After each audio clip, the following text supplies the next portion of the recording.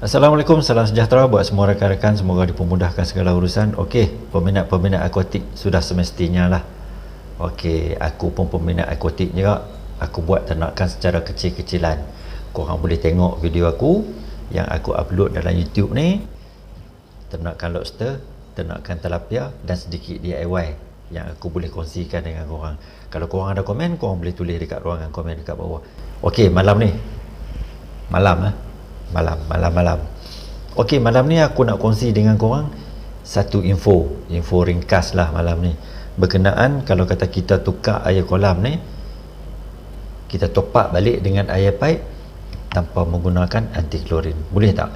Okey, bagi aku cakap boleh. Daripada segi pengalaman aku, okey, macam kolam aku tu, kalau kata korang tengok dalam video yang aku post dalam YouTube tu, korang boleh tengok balik kolam induk tilapia tu. Kalau kata aku buat cucian, okey, dalam video yang terbaru tu pun ada aku tunjuk aku buat cucian kolam induk tilapia ni. Korang boleh tengok bagaimana aku buang air sebanyak 70% di dalam kolam tu.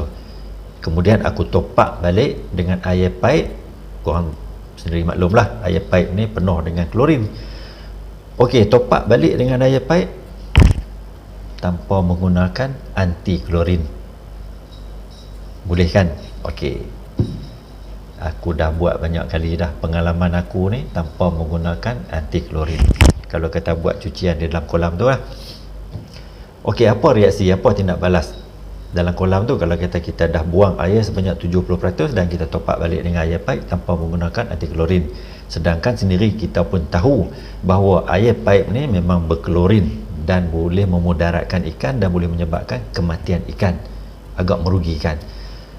Okey, sebenarnya macam ni, kalau kata sampai tahap 70% kalau korang buang air dalam kolam tu, kemudian korang topak balik dengan air kolam dengan air paip, tak jadi masalah.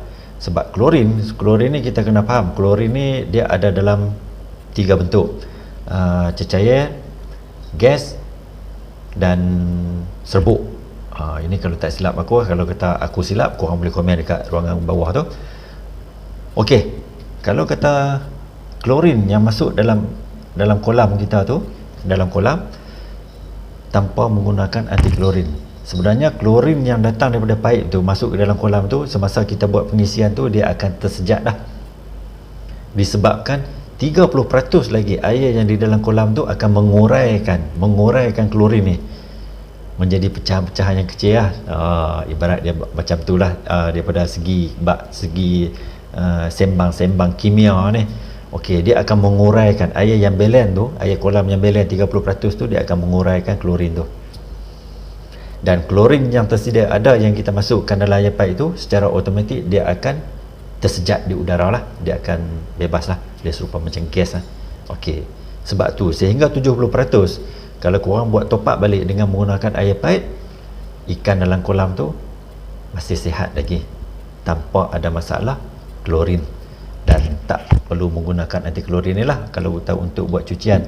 Kecuali sekiranya kalau korang buang semua air tu, buat cara setup balik semula macam baru-baru nak buat setup air dalam kolam tu, okey, korang tak pasal lah menggunakan anti klorin ni, sebab air yang lama tu dah tak ada, dia tak boleh nak menguraikan anti klorin yang macam aku cakap tadi ni. Okey, aku harap korang faham lah. Kita cakap anti klorin, cakap macam dari segi saintifik kimia pula malam ni.